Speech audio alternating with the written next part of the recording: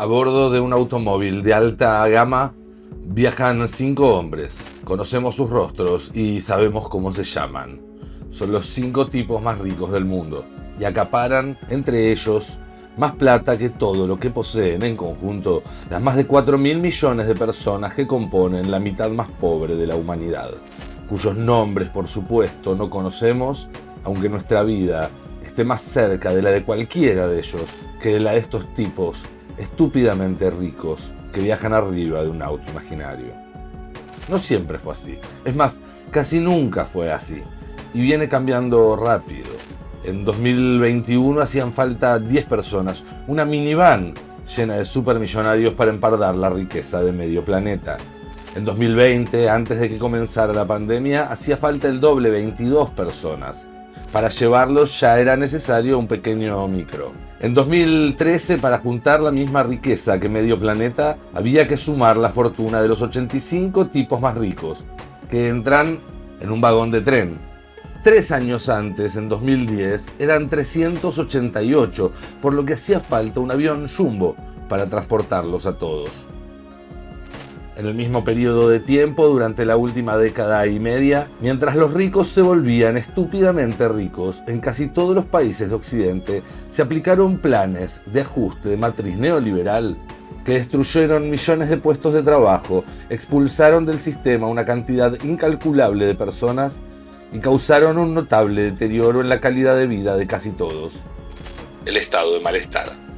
El resultado es una espiral de desigualdad en la que un puñado de personas tienen cada vez más dinero y al mismo tiempo cada vez más poder para imponer gobiernos, leyes y marcos regulatorios que deshagan las pocas barreras que todavía quedan contra su derecho a la acumulación infinita. Mientras tanto, la enorme mayoría de nosotros vemos cómo las promesas que sustentan el contrato social se desvanecen en el aire, sin una disculpa ni mucho menos una explicación.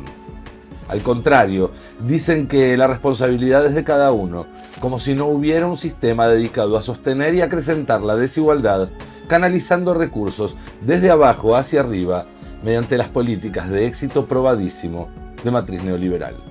Esa espiral se puso en marcha después de la crisis de 2008, cuando los bancos centrales imprimieron una cantidad enorme de dinero para evitar la quiebra generalizada del sistema, pero en lugar de repartirlo entre las personas que perdieron su trabajo o su hogar, lo concentraron en salvar a las grandes corporaciones.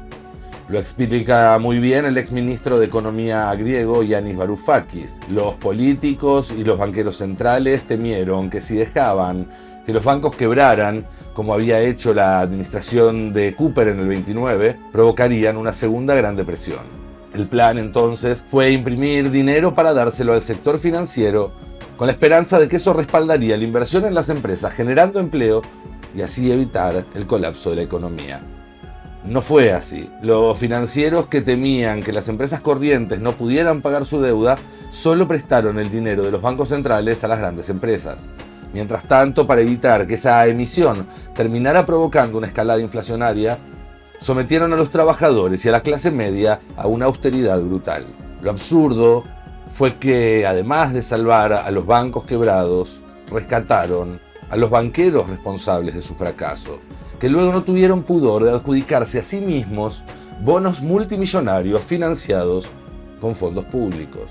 El dinero gratuito de los bancos centrales se limitó a seguir el camino que ofrecía menor resistencia. Primero, a través de los bancos. Llegó a los directivos de los grandes conglomerados internacionales. Espantados por la pobreza de las masas, estos descartaron las inversiones reales y lo utilizaron para recomprar sus propias acciones. Las sumas implicadas eran tan grandes que, como una marea indiscriminada, hicieron subir el precio de todos los activos a su alrededor. Acciones, bonos, derivados, todos y cada uno de los papeles que los financieros ponían a la venta aumentaban de precio, explica Varoufakis en su ensayo Tecnofeudalismo. Duró más de una década, con el precio de las acciones de las empresas disparados, con independencia de si obtenían beneficios, los ricos aumentaron enormemente su riqueza sin hacer nada. Hasta que en 2020 llegó la pandemia de COVID y todo se precipitó con una velocidad vertiginosa. En 2011, el hombre al tope de la lista de Forbes, el mexicano Carlos Slim, batía récords con un patrimonio de 74.000 millones de dólares. En 2020, ya cursando la pandemia, Bezos fue el primero en cruzar la línea de los 200.000 millones, casi el triple. En 2024, Musk superó los 400.000 millones de dólares. Se cree que antes de 2030 habrá entre nosotros fortunas en la magnitud de billones, es decir, millones de dólares. La cantidad de individuos que amasaron o heredaron una fortuna de más de 1.000 millones pasó de unos 1.200 en 2011 a más de 2.700 en 2020 y más de 3.000 en la actualidad. La riqueza acumulada por todos ellos saltó de 4 a 16 billones de dólares en el mismo periodo. Fue un proceso que benefició desproporcionadamente a unos pocos ganadores, principalmente conectados en el mundo de las finanzas y de la tecnología. Tomemos el ejemplo de Bezos, fundador y dueño de Amazon, y cómo se convirtió con la pandemia en el tipo más rico del planeta. Las medidas de aislamiento y prevención sanitaria en todo el mundo impulsaron el crecimiento del comercio online, una piedra fundamental de los dos negocios más importantes para su empresa: la venta al público de forma remota y los servicios digitales en la nube. Las acciones de Amazon subieron un 87% en los primeros meses de la pandemia. En el mismo periodo, la riqueza personal de su dueño creció 86.000 millones de dólares. En agosto de 2020, como dijimos, se convirtió en la primera persona que superó la línea de los 200.000 millones, una fortuna que equivale al PBI de países como Grecia, Nueva Zelanda o Perú. Sus ganancias en solo medio año fueron tan grandes que podría haberle dado un bono de $100.000 a cada uno de los más de 1 millón de empleados de Amazon en todo el planeta, y aún así hubiera terminado con más plata en su cuenta que antes del coronavirus. No fue un caso aislado. Musk, que le arrebató el primer lugar del podio, multiplicó por 6 su riqueza durante la pandemia. Empezó el año 2020 con 27.000 millones de dólares y lo terminó con casi 170.000 millones. Mientras tanto, en ese mismo año, entre 200 y 500 millones de personas en todo el mundo dejaron de pertenecer a la clase media. La enorme mayoría de la población global o es pobre o vive colgada de un pincel. En cualquier momento, un factor imponderable pero habitual, como puede ser un gasto médico inesperado, una mala cosecha, un evento climático o la rotura de una herramienta de trabajo, puede terminar por arrojar a cualquiera a la necesidad en cualquier momento. La crisis del coronavirus nos ha demostrado que la mayor parte de la humanidad nunca está definitivamente a salvo de la pobreza y de la inseguridad. En el mejor de los casos, lo único que se ha conseguido es una tregua temporal y profundamente frágil, sostiene un informe de la ONG Oxfam, que también dice que es muy probable que la pandemia pase a la historia como la primera vez en que la desigualdad se ha incrementado al mismo tiempo en prácticamente todos los países del mundo. Durante 2020, mientras el PBI mundial se desplomaba casi 5 puntos, el 86% de los supermillonarios relevados por la lista de Forbes incrementaron su fortuna. Ese divorcio total entre la economía real, de la que dependen la vida y la muerte de 8.000 millones de personas, y las finanzas que enriquecen sin límites ni sentido apenas un puñado, es al mismo tiempo causa y consecuencia de la espiral de desigualdad y del estado de malestar. Empecemos por el principio, realmente por el principio, hace algunos millones de años. El historiador austríaco Walter Scheidel cree que la vida de nuestros antecesores más lejanos se parecía mucho a la de nuestros parientes no humanos más próximos en la actualidad. Los grandes simios africanos, gorilas, chimpancés y bonobos, son criaturas extremadamente jerárquicas. La jerarquía es una función de la vida grupal. Esa dominancia entre nuestros tatarabuelos monos estaba asociada principalmente a los atributos físicos y se expresaba en un acceso desigual a la comida y, sobre todo, en términos de éxito reproductivo. En los albores de la humanidad hubo primero una gran nivelación que permitió atenuar esa desigualdad primigenia, apalancada en dos novedades que aparecieron hace un par de millones de años: las armas arrojadizas y la cooperación. Los cambios en el cerebro y la fisiología que propiciaron la crianza y la alimentación cooperativas habrían contrarrestado la agresividad de los dominantes y suavizado las jerarquías en grupos más numerosos. Es posible que las innovaciones en el ejercicio de la violencia contribuyeran con este proceso, Cualquier cosa que ayudara a subalternos a resistir a los dominantes habría atenuado el poder de estos últimos y por lo tanto reducido la desigualdad general, escribió Scheidel. Aunque las variedades animales de dominación y jerarquía se habían visto erosionadas, aún no habían sido sustituidas por nuevas formas de desigualdad basadas en la domesticación, la propiedad y la guerra. La dominación manifiesta por medio de la fuerza bruta y la intimidación ya no era una opción viable. La violencia, más concretamente, las nuevas estrategias para organizarse y amenazar con acciones violentas, desempeñaron un papel importante y puede que crucial en la primera gran igualación de la historia de la humanidad. Para entonces, la evolución biológica y social de los seres humanos había dado pie a un equilibrio igualitario. Los grupos todavía no eran lo suficientemente numerosos, las capacidades productivas todavía no estaban suficientemente diferenciadas y los conflictos y la territorialidad todavía no estaban lo bastante desarrollados como para que la sumisión a unos pocos pareciera una opción menos mala para muchos. Esto se debía a limitaciones de logística e infraestructura inherentes a la vida de cazadores-recolectores. Un estilo de vida nómada en el que no haya bestias de carga limita enormemente la acumulación de posesiones materiales y el reducido tamaño y la composición fluida y flexible de estos grupos recolectores no son propicios a relaciones asimétricas estables, explica el austríaco. Los mecanismos de equiparación activa en el marco de ese tipo de sociedades iban desde mendigar y robar hasta sanciones sociales que llegaban a la violencia física frente a comportamientos autoritarios. Hace apenas algunas decenas de miles de años empiezan a aparecer de manera esporádica e infrecuente algunas desigualdades materiales que fueron detectadas, sobre todo por el trabajo arqueológico en sitios funerarios. Scheidel, por ejemplo, destaca los hallazgos en Sungir, un yacimiento del Pleistoceno situado a 200 kilómetros al norte de Moscú y cuyos restos datan de hace unos 30.000 años, una época que se corresponde con una fase relativamente suave de la última glaciación. Allí se encontraron los restos de un grupo de cazadores y recolectores que mataban y consumían grandes mamíferos. En el lugar se destacaban 3 tumbas. A un hombre adulto lo sepultaron con 3.000 cuentas hechas de marfil de mamut, 20 colgantes y 25 anillos, también de marfil. Una niña de alrededor de 10 años y otro chico de 12 fueron enterrados con ropa adornada con un total de 10.000 cuentas de marfil, lanzas hechas de colmillos de mamut y otros elementos ornamentales. Llevaba entre 15 y 45 minutos tallar una sola cuenta, lo cual se traduce en un total de 1,5 a casi 5 años de trabajo para una persona que tallara 40 horas semanales. Hubo que cazar un mínimo de 75 zorros árticos para extraer los 300 colmillos adosados a un cinturón y un tocado hallados en la tumba del niño. Aunque un periodo largo de relativo sedentarismo habría brindado a los miembros de ese grupo tiempo suficiente para conseguirlo, la pregunta es por qué deseaban hacerlo. Al parecer, esas 3 personas no fueron enterradas con ropa y objetos cotidianos. El hecho de que las cuentas de los niños fueran más pequeñas que las del hombre significa que fueron fabricadas especialmente para ellos, ya fuera en vida o más probablemente para su entierro. Por motivos que desconocemos, esos individuos eran considerados especiales. Sin embargo, los niños eran demasiado jóvenes para haberse ganado un trato privilegiado. Para Scheidel es tentador interpretar estos hallazgos como los primeros precursores de las desigualdades que estaban por llegar.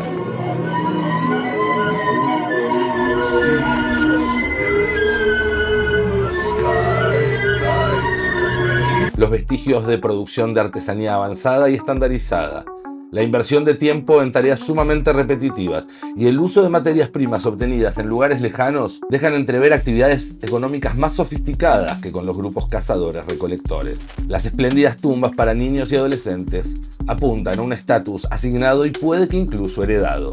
Sin embargo, la desigualdad social o económica en el Paleolítico fue algo esporádico y transitorio. Eso iba a cambiar una vez que concluyó la última glaciación y las condiciones climáticas entraron en una fase de inusual estabilidad. Eso permitió a los seres humanos extraer más energía y multiplicarse, y también sentar las bases de una distribución cada vez más desigual del poder y los recursos materiales. Solo la domesticación de los recursos alimentarios tenía potencial para transformar la actividad económica y las relaciones sociales a una escala global, sostiene Scheidel. El sedentarismo permitió que se establecieran jerarquías que duraban una o más generaciones y disparidades muy grandes de un primer momento en la distribución de los ingresos y de la riqueza a partir de la división de tareas y el reparto de excedentes, que fue determinante de los niveles de desigualdad material. Como explica el historiador austríaco, entre esas primeras experiencias sedentarias, mientras que 2/3 de las sociedades que poseían poco o ningún excedente no manifestaban una desigualdad de recursos, 4 de cada 5 de aquellas que generaban excedentes moderados o grandes sí lo hacían. De acuerdo a hallazgos arqueológicos, entre el 6000 y el 4000 a.C. se daban ya todos los ingredientes básicos de la desigualdad estructural. Numerosas construcciones defensivas que denotan competencia por recursos escasos y la necesidad de un liderazgo eficaz. Edificios públicos laicos que podían estar asociados con funciones gubernamentales.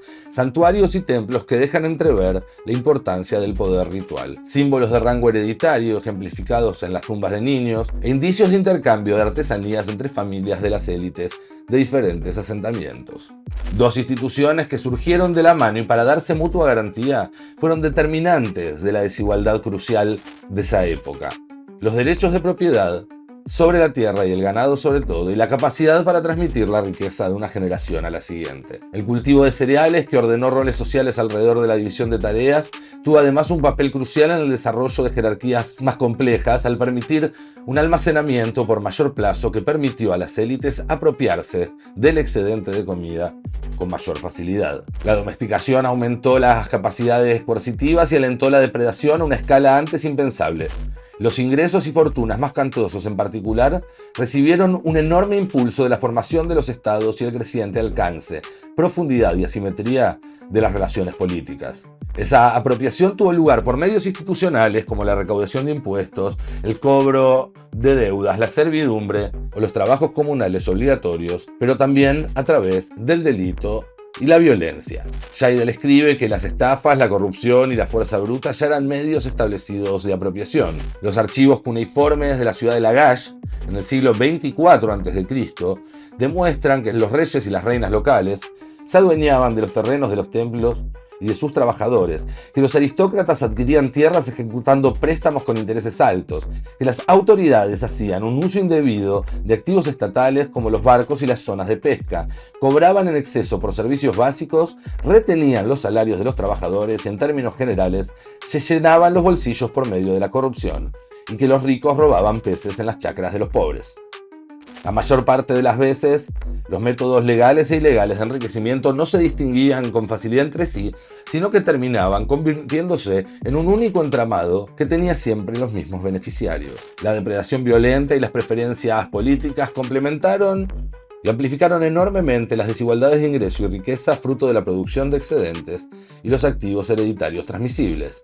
Fue esa interacción entre acontecimientos económicos y políticos lo que dio lugar al 1% original. El historiador concluye que a lo largo de casi toda la historia de la humanidad, los muy ricos han sido distintos de ti y de mí, o más bien de nuestros antepasados más corrientes. Y pone como ejemplo a los pipitlín, la nobleza en el imperio azteca, que llevaban ropa de algodón, plumajes, ornamentos de jade, vivían en casas de piedra de 2 pisos, comían carne de sacrificios humanos, bebían en público bebidas fermentadas, tenían concubinas, entraban a su antojo en el palacio real e interpretaban danzas especiales en rituales públicos. Además, no pagaban impuestos.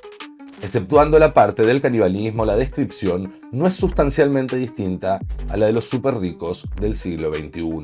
La desigualdad, introducida por la agricultura unos 7000 años antes de Cristo, iría aumentando gradualmente a lo largo de los siglos, mientras las sociedades se tornaban más grandes y complejas. No fue una trayectoria lineal, ni corrió a la misma velocidad ni al mismo tiempo en diferentes regiones del mundo, pero si damos no un paso para atrás, sino 3, podemos sugerir una tendencia general al alza a medida que aumentaron las densidades de población, que se fortalecieron las formas de gobierno y que crecieron los excedentes, propone Scheidel. Los grandes imperios, que se extendían por enormes extensiones de tierra fértil, controlaban las rutas de comercio, tenían jerarquías rígidas y división del trabajo, élites desarrolladas a lo largo de generaciones que disputaban poder y riqueza con el Estado y cuerpos armados que monopolizaban la violencia en determinados territorios, y eso presentó lógicamente oportunidades para llevar esa desigualdad hasta un pico inédito. La evolución de la desigualdad estuvo condicionada por 2 factores: un largo periodo de paz que permitió la concentración de la riqueza a expensas de los pequeños propietarios y en última instancia incluso de los gobernantes del Estado, y la recirculación predatoria y continuada de los beneficios obtenidos por los miembros de la élite. Los imperios, por ejemplo, de China y Roma, compartían una misma lógica de apropiación y concentración de excedentes que generó altos niveles de desigualdad. El gobierno imperial movilizaba caudales de recursos que podían enriquecer a los poderosos de un modo que habría sido inimaginable en entornos más reducidos. Las excepciones eran sumamente inusuales, advierte Scheidel, pero no inexistentes, y eso es importantísimo. En la política, y de eso estamos hablando cuando hablamos de desigualdad, la diferencia entre 0 y 1 es infinitamente más grande que la que hay entre 1 y 2 y de ahí en adelante. Si hubo excepciones, significa que la desigualdad extrema es una consecuencia posible de la civilización, pero de ninguna manera una consecuencia inevitable. Y hubo excepciones. El caso más documentado es el de la Atenas clásica de los siglos V y IV a.C., tal como destaca Scheidel. Se trató de un experimento de compresión de la desigualdad diseñado institucionalmente sobre 3 pilares: la democracia directa y la obligación a los poderosos de rendir cuentas, la tributación alta sobre las fortunas más grandes y la división de las herencias, y la movilización militar que empoderó a los ciudadanos de menores recursos. Es cierto, se consideraba ciudadanos en Atenas apenas una quinta o sexta parte de la población. Todos eran hombres blancos. Las mujeres, los esclavos, los niños, los extranjeros prácticamente no tenían derechos que no estuvieran asociados a un patriarca. En eso no eran sustancialmente diferentes de otras sociedades de la antigüedad, pero sí eran sumamente distintas las instituciones que implementaron para ponerle un límite a la desigualdad. Los ciudadanos adinerados estaban sometidos a una serie de liturgias, contribuciones económicas al fisco para solventar gastos ceremoniales y militares. También existían impuestos especiales en tiempos de guerra que recaían sobre las grandes fortunas. Las herencias se partían entre los hijos varones en lugar de concentrarse en el primogénito, y la participación militar permitió a los no propietarios el acceso a los derechos políticos.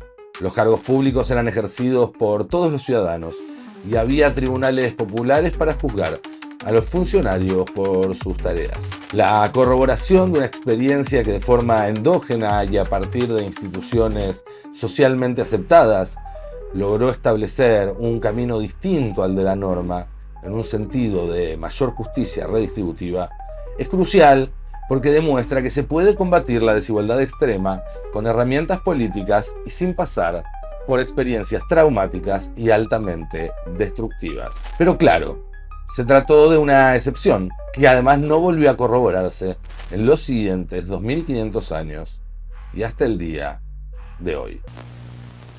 En su libro El Gran Nivelador, Scheidel sostiene que solo la destrucción en escala masiva pudo poner un freno a lo largo de la historia a una tendencia natural hacia mayores niveles de desigualdad. De acuerdo a su tesis, esa destrucción ha tomado la forma de 4 jinetes de la violencia que actuaron como fuerzas niveladoras: la guerra, la revolución, la peste y el colapso de los estados.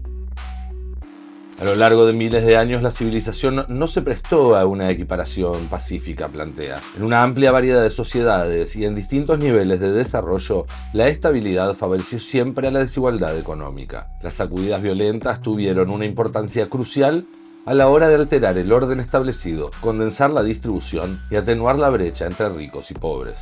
La desigualdad se ha visto allanada por 4 tipos de rupturas violentas: guerra con movilización masiva, revolución transformadora, fracaso del Estado y pandemia letal. Murieron cientos de millones de personas, y cuando se calmaron las aguas, la brecha entre ricos y desposeídos había menguado, a veces en forma dramática.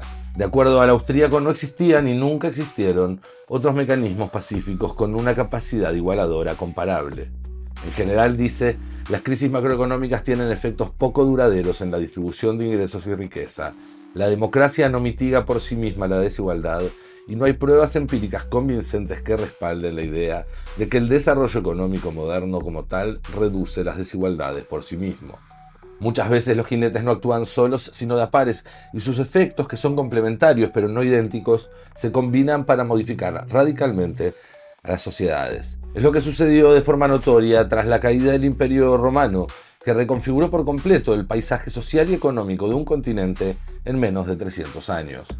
Las regiones de Europa que habían estado sometidas al dominio romano experimentaron una marcada compresión de la desigualdad de ingresos y riqueza cuando el imperio se desintegró en la segunda mitad del siglo V, escribió Scheidel. Eso a su vez se vio reforzado por la primera pandemia de peste bubónica en Eurasia Occidental, entre los siglos VI y VII.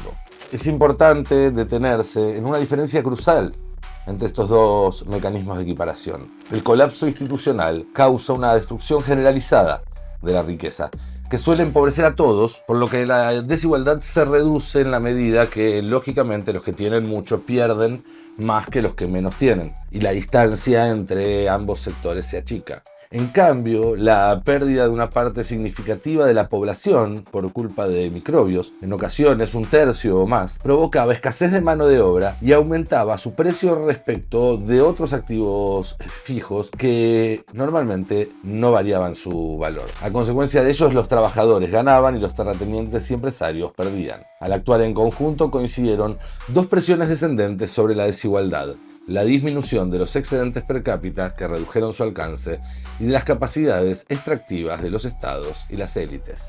El colapso de la administración imperial deshizo el sistema fiscal sobre el que se habían construido grandes fortunas, mientras que el fin del monopolio de la violencia estatal generó disrupciones en las rutas mercantiles. El colapso del comercio de larga distancia causó una reprimarización y una relocalización de la economía. La producción artesanal a gran escala prácticamente desapareció. Los latifundios se disolvieron en un sistema agrario más fragmentado. La población se ruralizó masivamente. Roma, el centro del imperio, llegó a tener 1 millón de habitantes en los primeros siglos después de Cristo. 500 años más tarde, la población se desplomó más del 97%. A finales del siglo VI eran apenas 30.000. Otras ciudades más chicas prácticamente desaparecieron. Es el caso de Lutecia, que luego iba a ser París. Durante los siglos V al VII la población quedó concentrada principalmente en la Ile de la Cité, mientras que las barradas en la orilla izquierda del Sena fueron prácticamente abandonadas. En total no quedaban más de 2 o 3.000 habitantes. Esta desurbanización contribuyó a la equiparación social, ya que eliminó los centros de concentración de riqueza que habían caracterizado al mundo romano. Las élites urbanas que habían dominado el comercio y las finanzas perdieron sus bases económicas, concluye Scheidel. El resultado fue un nivel de igualdad inédito, con liderazgos repartidos de forma territorial y mejores condiciones relativas para quienes se encontraban en la base de la pirámide. El mundo, o al menos esa parte del mundo, se convirtió en un lugar menos desigual por cierto tiempo. Luego las sacudidas amainan, cuando los estados fracasan, otros los reemplazan tarde o temprano. Las contracciones demográficas se invertían cuando remitían las plagas y el renovado aumento de la población devolvía paulatinamente el equilibrio de mano de obra y capital a sus niveles anteriores. Y así la desigualdad volvía a crecer sin encontrar límites hasta que una nueva sacudida emparejaba un poco las cosas por un tiempo. Pero hubo que esperar casi 1500 años para volver a encontrar un proceso de compresión de la desigualdad de la misma magnitud que la caída de Roma. Otra vez, dos jinetes salieron juntos a esparcir la violencia y la destrucción. Fue en el siglo XX, el siglo de las guerras y las revoluciones. Por supuesto que hubo guerras y revoluciones siempre, pero nunca fueron tan intensas, ni tan extensas, ni tan masivas, ni tan transformadoras como durante el siglo pasado. La mayoría de las guerras a lo largo de la historia no tuvieron efectos sistemáticos en la distribución de recursos. Para que una guerra erradicara las disparidades, debía penetrar en la sociedad en su conjunto, movilizar a las personas y recursos a una escala que solo fue factible en la era de los estados-nación modernos, escribió el historiador. La guerra de movilización masiva y sus elementos y consecuencias económicos, políticos, sociales y fiscales representaron un medio de equiparación de un poder sin parangón. Las guerras que conllevan movilizaciones masivas son distintas en lo tocante a estrategias tributarias, no solo porque son muy caras, sino porque también incrementan la necesidad de consenso social.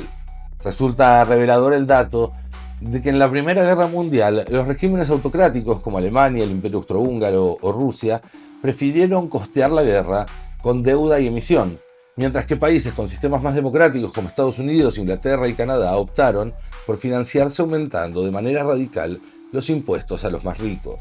Pero aunque los medios de equiparación eran distintos en los distintos países, los resultados de ese proceso fueron similares. Una cadena común de acontecimientos sirvió para reducir la desigualdad y más tarde para mantener y en muchos casos forzar la equiparación que afloró durante la guerra.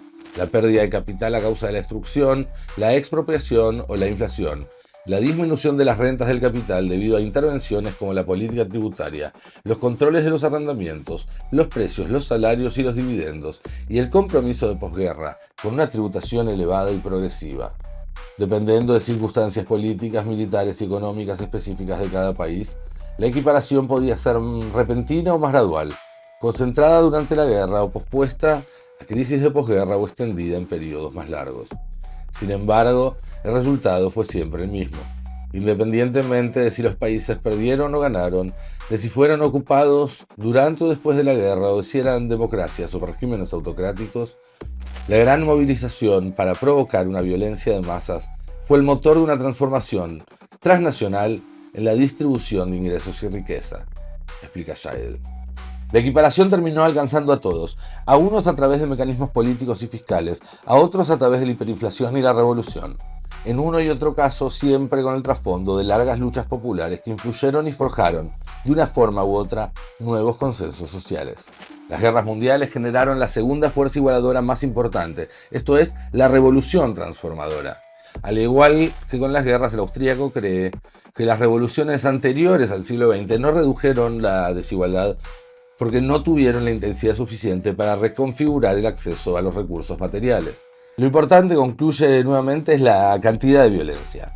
Por ejemplo, la población total de Moscú y San Petersburgo, las dos ciudades más importantes del Imperio ruso, se redujo a menos de la mitad entre 1917 y 1920, en los 3 años que siguieron a la revolución. En China, el proceso revolucionario incluyó, además de la guerra civil y los muertos, el desplazamiento forzado de millones de personas. 1 de cada 5 habitantes de las ciudades fueron relocalizados como trabajadores rurales. La pregunta que surge obligatoriamente cuando llegamos a este punto: ¿existe alguna forma de revertir la desigualdad extrema del siglo XXI sin pasar por procesos tan traumáticos?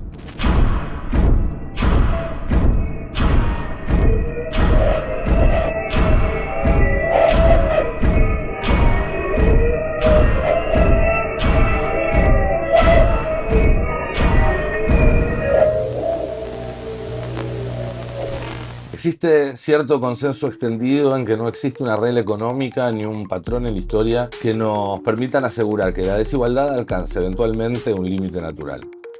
La concentración de la riqueza en ningún momento va a detenerse por sí sola si no hay una fuerza suficiente que actúe en sentido contrario. Thomas Piketty, en su estudio del Capital en el siglo XXI, señala acertadamente que esa intuición ya está presente en autores clásicos como David Ricardo y Karl Marx, que imaginaban que un pequeño grupo social, los terratenientes en un caso, los capitalistas industriales en otro, se adueñaría de una parte siempre creciente de la producción y del ingreso. En el caso del autor de los Principios, era la escasez de la tierra cultivable la que haría aumentar su precio a medida que subiera la demanda, ya sea por un incremento en la población o en la producción de otros bienes que al volverse más abundantes perderían valor relativo contra las rentas agrarias. Ese principio de escasez aplicado a una economía más compleja podría llevar a algunos precios a alcanzar valores extremos durante largas décadas y desestabilizar de modo profundo a sociedades enteras. Por ejemplo, al reemplazar en el modelo ricardiano el precio de la tierra, que era el más importante para la economía de hace 200 años, por el de los bienes raíces urbanos o del petróleo, que cumplen roles similares hoy, y si se mantuviera la tendencia al alza que mostraron esos precios durante los últimos 50 años, por 50 años más, se llegaría a desequilibrios económicos, sociales y políticos de considerable amplitud. El sistema de precios tiene un papel irreemplazable en la coordinación de acciones de millones de individuos o hasta de miles de millones de individuos en el marco de la nueva economía mundial, advierte Piketty. El problema estriba en que ese sistema no conoce ni límite ni moral, y el juego de la oferta y la demanda no impide en absoluto semejante posibilidad. En el caso de Marx parte de un razonamiento similar, pero profundiza en el análisis de la dinámica del capital industrial, que a diferencia del capital rural puede acumularse, concentrarse y multiplicarse sin límite. El principio de acumulación infinita defendido por Marx contiene una intuición fundamental para el análisis tanto del siglo XXI como del siglo XIX, ya que la tasa de incremento de la población y de la productividad permanece relativamente baja. Las riquezas acumuladas en el pasado adquieren naturalmente una importancia considerable, potencialmente desmedida y desestabilizadora para las sociedades a las que atañen, añade el francés. Su hipótesis central es que cuando la tasa de rendimiento del capital supera de modo constante la tasa de crecimiento de la producción y del ingreso, lo que sucedía hasta el siglo XIX y amenaza con volverse la norma en el siglo XXI, el capitalismo produce mecánicamente desigualdades insostenibles, arbitrarias, que cuestionan de modo radical los valores meritocráticos en los que se fundamentan nuestras sociedades democráticas.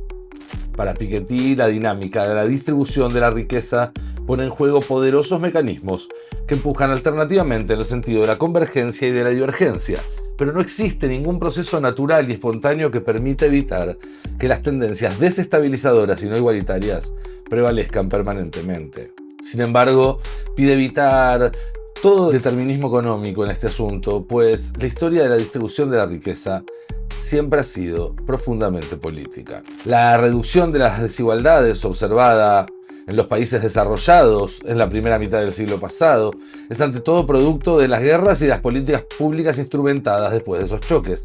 Del mismo modo que el incremento en las desigualdades a partir de la década del 70 obedece mucho a cambios políticos de los últimos decenios, sobre todo en materia fiscal y financiera.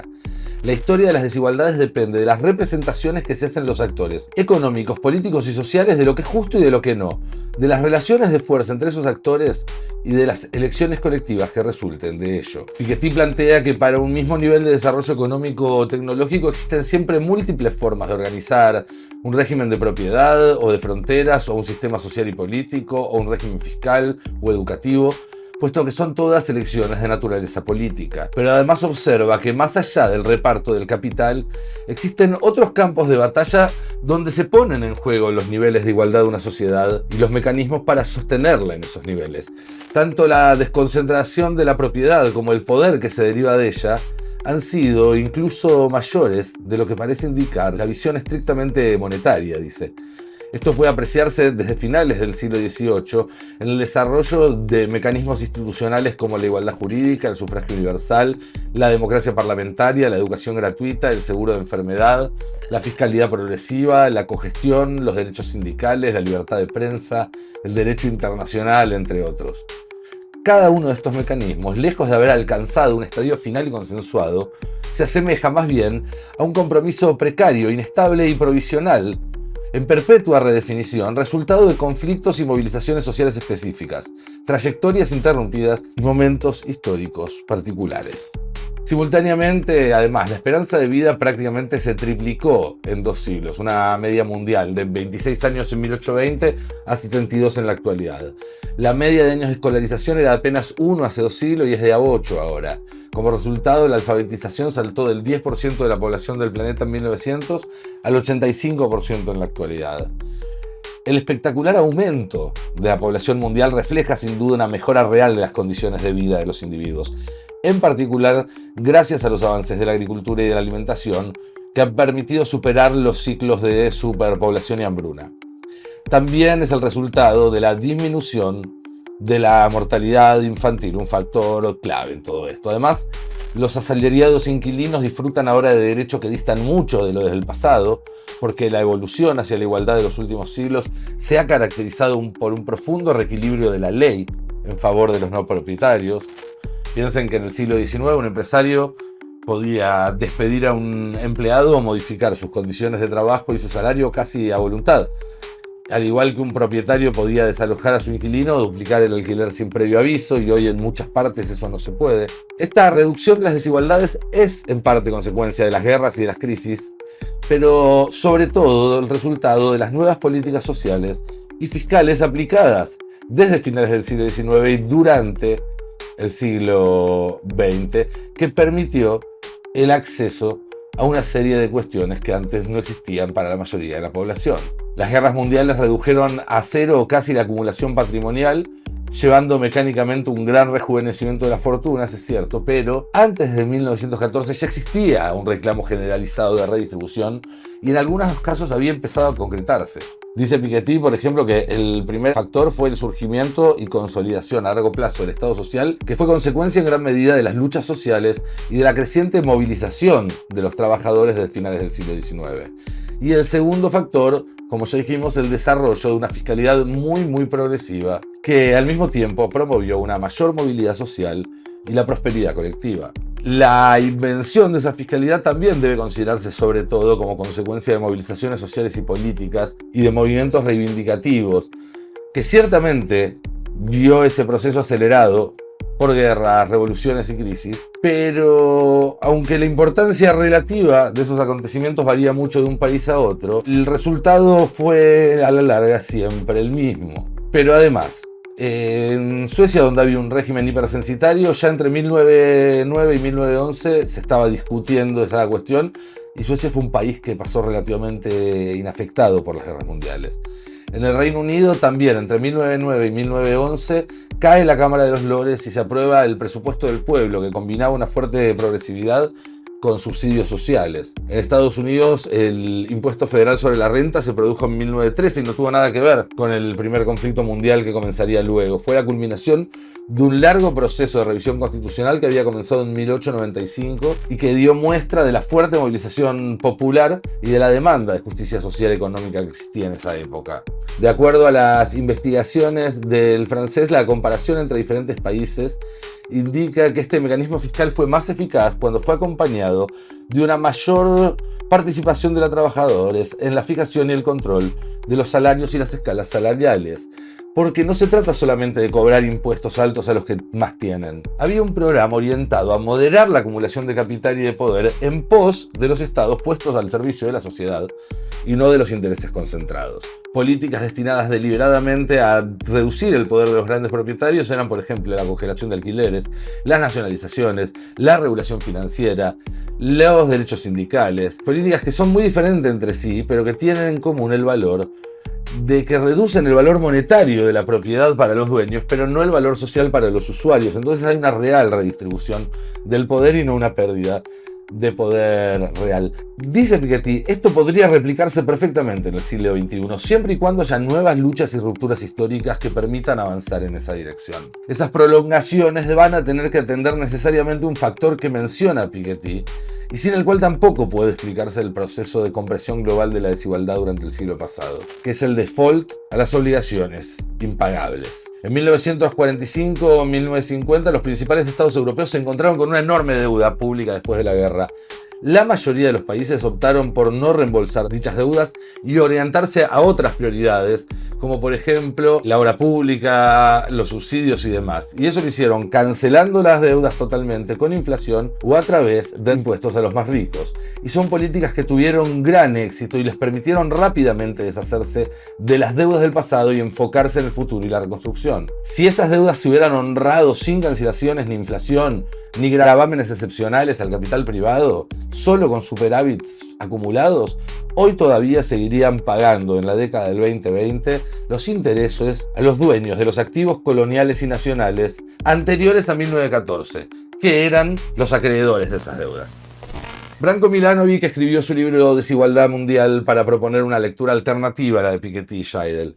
Mientras que Scheidel dice que la desigualdad solo cede ante catástrofes, y Piketty propone que la acción política puede anticiparse a esos desastres y actuar como fuerza igualadora, Milanovic sostiene que bajo el capitalismo han ocurrido periodos de disminución de la desigualdad impulsados por fuerzas económicas y que en todo momento y lugar la desigualdad está acotada por factores como la complejidad de las sociedades modernas, las normas sociales, los sistemas de transferencia social financiados mediante impuestos y la amenaza de una rebelión. El economista serbio parte de una reinterpretación de una vieja teoría sobre la desigualdad formulada a mediados del siglo pasado, la curva de Kuznets. Simon Kuznets fue el primero en proponer que el desarrollo de una economía, de la economía de un país, a partir de la adopción de nuevas tecnologías, causaba un movimiento en forma de U invertida en lo que respecta a las inequidades internas de esa sociedad. En un primer momento, a medida que un país se desarrolla, pasa por un periodo en el que aumenta la desigualdad, porque los que tenían capital invertido o la capacidad de aprovechar las nuevas tecnologías podían apropiarse de una parte importante del excedente causado por el aumento de productividad.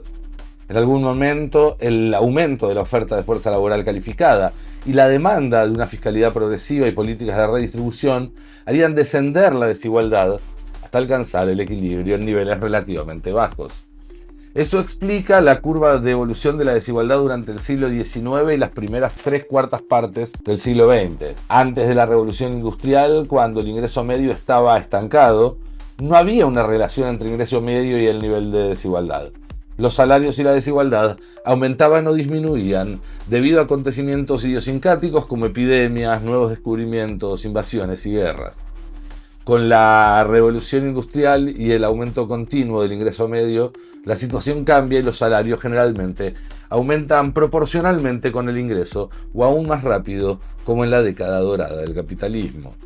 La desigualdad ahora puede aumentar más que antes debido a que un ingreso total más alto permite que una parte de la población disfrute de ingresos mucho más altos sin tener que llevar a los demás por debajo del punto de subsistencia. Un ingreso total más alto simplemente da espacio para más aumento de la desigualdad. El punto de quiebre, como sabemos, se produce a comienzos del siglo XX, pero Milanovic dice que las fuerzas de la guerra y el bienestar, aunque tienen un papel importante en la explicación de los cambios de la desigualdad en el siglo XX, no pueden ser introducidos en el análisis como fenómenos externos a las condiciones económicas que estamos estudiando. El estallido de la Primera Guerra Mundial y por consiguiente la subsecuente disminución de la desigualdad deben ser endogenizadas en las condiciones económicas que anteceden a la guerra, escribió.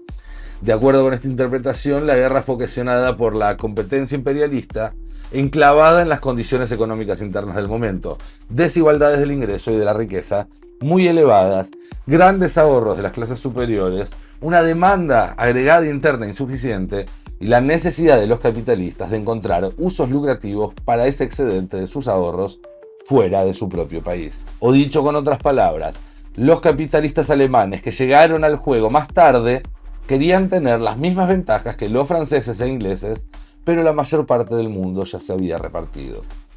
Las contradicciones internas entre las diferentes clases sociales encontraron una salida en la guerra, y una vez que la guerra desató otras fuerzas, incluyendo el crecimiento del movimiento socialista, la Revolución Rusa y por supuesto la destrucción de capital físico y financiero, la fase descendente ocurrió no como un evento exógeno de la economía, sino como una parte integral de la economía y especialmente como una parte integral de la elevada desigualdad económica y social que provocó a la guerra. Así, la creciente desigualdad pone en movimiento fuerzas, a menudo de naturaleza destructiva, que finalmente llevan a su disminución, pero que en el proceso destruyen mucho más, incluyendo millones de vidas humanas y enormes cantidades de riqueza. Una desigualdad muy alta finalmente se convierte en algo insostenible, pero esta no disminuye por sí misma, más bien genera procesos como las revueltas, las guerras y las revoluciones que la reducen.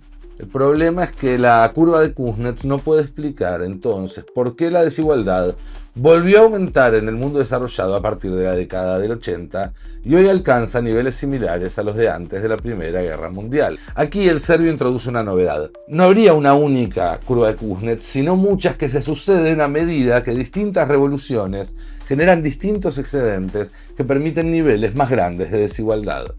La década de 1980 entonces marcó el inicio de una nueva revolución tecnológica que se caracterizó por cambios extraordinarios en la tecnología informática, la globalización y una mayor importancia de trabajos heterogéneos en el sector de servicios. Esta revolución, como la revolución industrial a principios del siglo XIX, incrementó las disparidades en el ingreso. Al igual que hace 200 años, el aumento de la desigualdad en esta etapa es producto de la innovación y el cambio tecnológicos, de la sustitución de la fuerza de trabajo por capital y de la transferencia de trabajadores de un sector a otro. En el primer ciclo fue la transferencia de la agricultura a las manufacturas, en el segundo de las manufacturas a los servicios. Las políticas en favor de los ricos reforzaron estas tendencias, junto al hecho de que se ha vuelto mucho más difícil controlar y gravar el capital, lo que ha exacerbado el aumento de la desigualdad. No son tres fenómenos independientes, sino variables estrechamente vinculadas. La desigualdad en el siglo XXI se volvió tan grande que no tenemos herramientas para medirla. En todo el planeta la desigualdad económica es mayor de lo que pueda parecer si recurrimos simplemente a los cálculos estándar, asegura Scheidel. La proliferación de guaridas fiscales donde las grandes fortunas enmascaran fondos no declarados a través de complejas operaciones contables genera un vacío de información que se puede reemplazar solamente con cálculos y especulaciones y de manera parcial, pero los expertos coinciden en que todas las estimaciones sobre la magnitud de las fortunas en la cima de la pirámide están subestimadas. Y aún así, las estadísticas indican que alcanzamos niveles de desigualdad que ya superan los que había a comienzos del siglo pasado, antes de la Primera Guerra Mundial o incluso durante el Imperio Romano. Y todos los expertos coinciden en que el escenario más probable para los próximos años y décadas es una profundización de esta tendencia. Hay varios factores que empujan en ese sentido. Uno de los más importantes es lo que Piketty llama la desigualdad fundamental, es decir, la diferencia entre la tasa de rendimiento del capital y la tasa de crecimiento de la economía. En la medida que el capital se reproduzca más rápido de lo que se expande la actividad económica, el peso relativo de las grandes fortunas comparadas con la producción y con los ingresos va a incrementarse.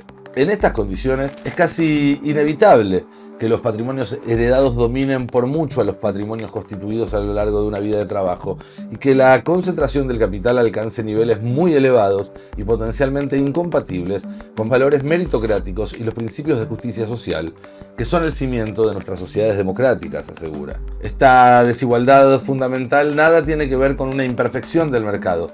Muy por el contrario, mientras más perfecto sea el mercado de capital, en el sentido de los economistas, más posibilidades tiene de cumplirse la desigualdad. La renta en sí es la consecuencia de un mercado de capital puro y perfecto, es decir, de un mercado de capital que ofrece a cada poseedor de capital y en particular al heredero menos capaz el rendimiento más elevado y mejor diversificado que se puede encontrar en la economía nacional o incluso mundial. Desde luego, esta noción de renta producida por un capital que el poseedor puede obtener sin trabajar tiene algo de sorprendente, hay algo que choca con el sentido común y que de hecho perturbó a muchas civilizaciones que intentaron darle diversas respuestas, no siempre adecuadas, y que fueron desde la prohibición de la usura hasta el comunismo de tipo soviético, observa Piketty. Sin embargo, la renta es una realidad en una economía de mercado de una economía privada de capital. El hecho de que el capital agrícola se haya vuelto inmobiliario, industrial y financiero no cambió en nada esta realidad profunda. A veces se puede imaginar que la lógica del desarrollo económico sería volver cada vez menos operante la distinción entre trabajo y capital. En realidad es exactamente la inversa. La creciente sofisticación del mercado de capital y de la intermediación financiera apunta a separar de manera cada vez más fuerte la identidad del poseedor del capital de la del gestor y por consiguiente a separar el producto puro del capital del producto del trabajo. Esto sucede porque los patrimonios más importantes obtienen en promedio rendimientos más elevados que otros, que no se deben a una mayor toma de riesgo, sino al acceso a estrategias de inversión más sofisticadas, que muchas veces duplican en sus frutos a las que están al alcance de los pequeños ahorristas. No hay otro mérito más que la propiedad inicial de un capital alto o muy alto. Piketty advierte en este sentido que si los patrimonios del decilo percentil superior aumentan estructuralmente más rápido que los deciles inferiores, es natural que la desigualdad de los patrimonios tienda a ampliarse sin límite. Los multimillonarios eran dueños del 0,4% de la riqueza privada mundial en 1987. Para 2013 tenían más del 1,5%, casi 4 veces más. Eso ya superaba el récord anterior, previo a la crisis financiera de 1929. Las estimaciones sobre el valor actual en 2025 lo ubican por encima del 3%. Y cuanto más te acercás a la punta de la pirámide, más se acentúan esas diferencias. Por ejemplo, si se considera el 20 millonésimo más rico, que son alrededor de 200 personas en todo el planeta, pasaron de tener una fortuna promedio de 1.500 millones de dólares en 1987 cada uno, a casi 10 veces más, 15.000 millones de dólares en 2013, a 45.000 millones de dólares en 2025. Ahora, tomando al 100 millonésimo de la población mundial, que son solo entre 30 y 50 personas, su riqueza promedio pasó de 3.000 millones en los 80 a casi 35.000 millones hace una década y hoy supera los 100.000 millones de dólares. El ritmo estructural de aumento de las grandes fortunas parece ser siempre mucho más rápido, en el orden de 2 veces más rápido que el aumento del ingreso y patrimonio promedio, concluye el economista. El reparto de las grandes fortunas y de sus rentas siempre estuvo mucho más concentrado que la distribución de los ingresos de trabajo.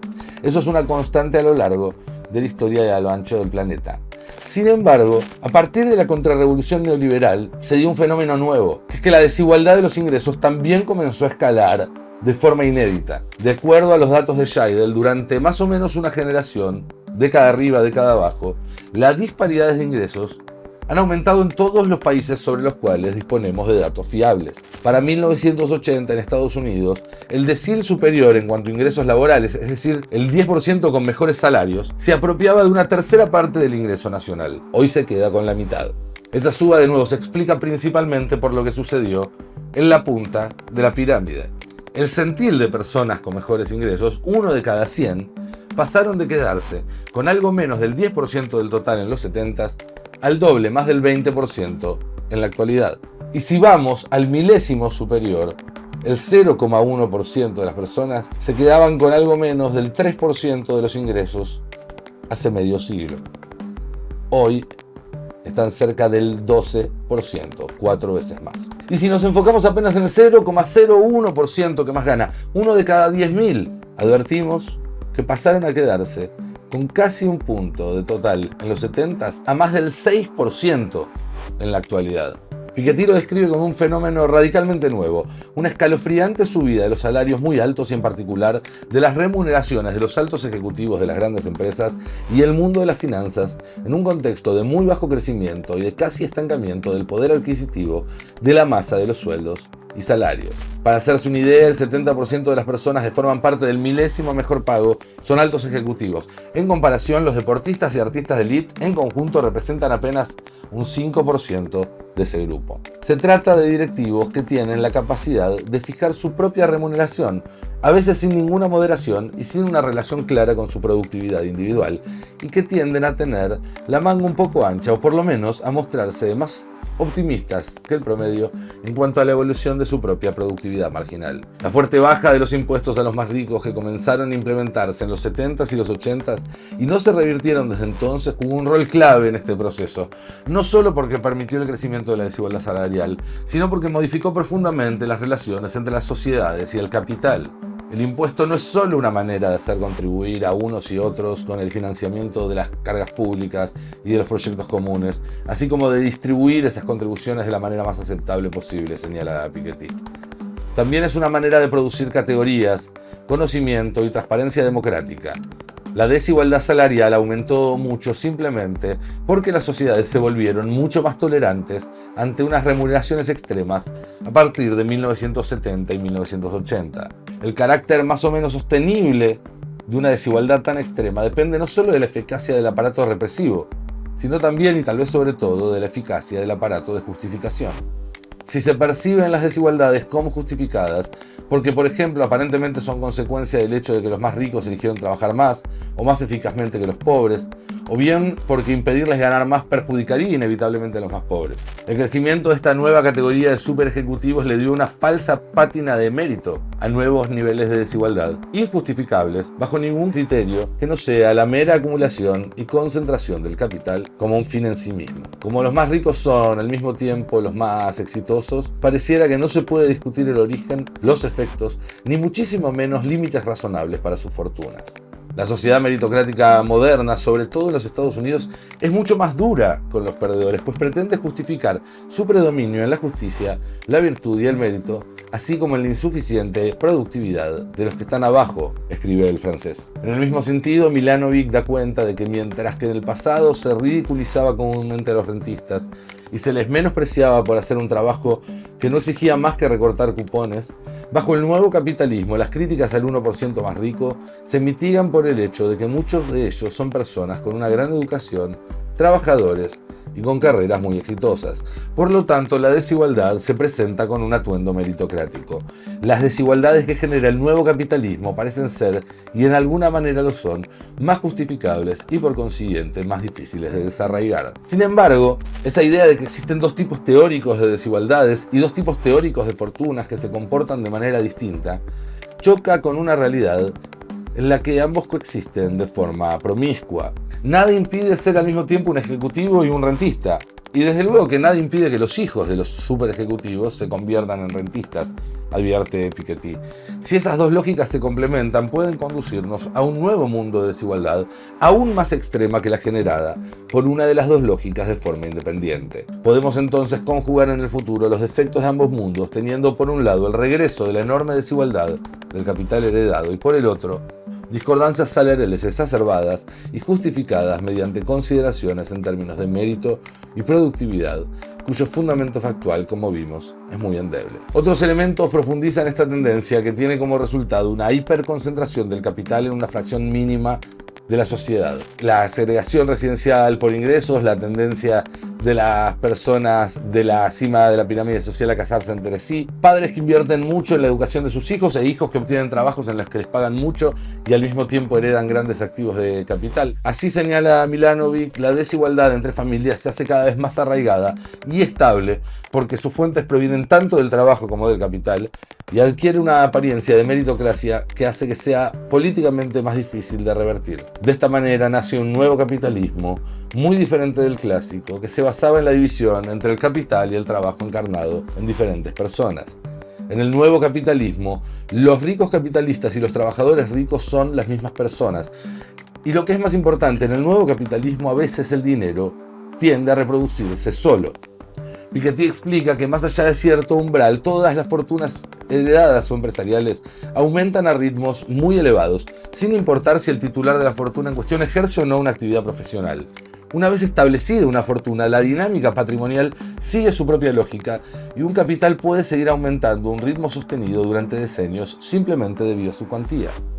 Así los empresarios tienden a transformarse en rentistas y por justificadas que sean al principio, sus fortunas se multiplican y perpetúan a veces más allá de todo límite y de toda posible justificación racional en términos de utilidad social. Toda fortuna es al mismo tiempo en parte justificada y potencialmente excesiva. El robo simple y llano, al igual que el mérito absoluto, raras veces existe. No se trata de una falla del sistema, sino que así funciona un mercado perfecto a falta de instituciones políticas que intervengan para atenuar la desigualdad. En la práctica, desde hace medio siglo en Occidente, esas instituciones trabajan para reforzar esa desigualdad. Eso es el estado de malestar, cuyos efectos nos trajeron a este mundo desconocido y terrorífico. Scheidel, Piketty y Milanovic coinciden en que no existen elementos más allá de un evento catastrófico o un profundo reformateo de las reglas de juego que permitan proyectar un escenario donde se mitigue o revierta la desigualdad extrema. Adicionalmente, la concentración del ingreso reforzará el poder político de los ricos y esto hará que los cambios en favor de los pobres en materia política tributaria, en el financiamiento de la educación pública, en el gasto en infraestructura, sean menos probables que antes, advierte Milanovic. Esto tiene como correlato un aumento del peso del dinero en la política electoral que se disparó en la estratosfera en las últimas décadas de la mano de la desregulación, la concentración y las nuevas tecnologías. Los aportes de campaña del 0,01% más ricos significaban entre un 10 y un 15% del total en los 80 y más de un 40% del total en 2012 y más del 50% del total en la actualidad. En lugar de un sistema de una persona un voto, nos acercamos a un sistema de $1 un voto, que no es más que la proyección de la distribución actual del ingreso al plano de la política, dice el serbio. Para Piketty, están reunidos todos los ingredientes para que la participación de la propiedad del capital del planeta por parte del percentil y del milésimo superiores de la jerarquía mundial de las fortunas alcance niveles desconocidos. Se trata de una divergencia de tipo oligárquico, es decir, un proceso en el que los países ricos serían poseídos por sus propios multimillonarios, o de manera más general, en el que el conjunto de países sería propiedad de manera cada vez más masiva de los multimillonarios y demás archimillonarios del planeta.